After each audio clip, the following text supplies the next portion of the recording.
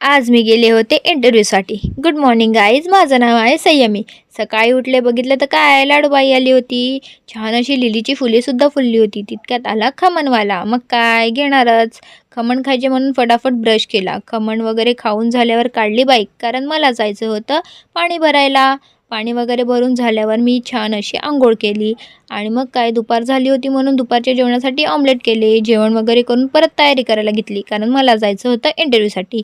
फुकटची sunscreen वगैरे लावून मी झाले रेडी, कारण ती मला माझ्या भावाने बड्डे गिफ्ट केली होती. मग काय लिपस्टिक वगैरे लावली आणि थोडीशी शायनिंग मारली. मग काय परफ्यूम वगैरे लावला आणि निघाले बोईसरला जायला. खातपीत तिकीट काढले आणि मग काय पोचले बोईसरला.